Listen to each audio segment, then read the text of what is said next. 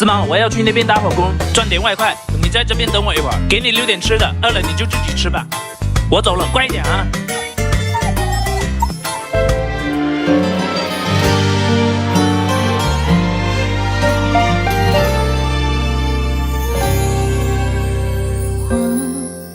都会有点依赖你，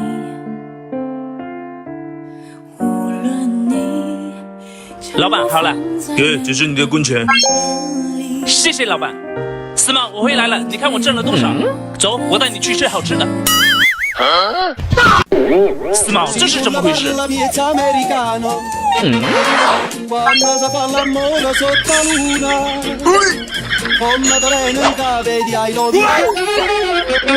呦我的妈！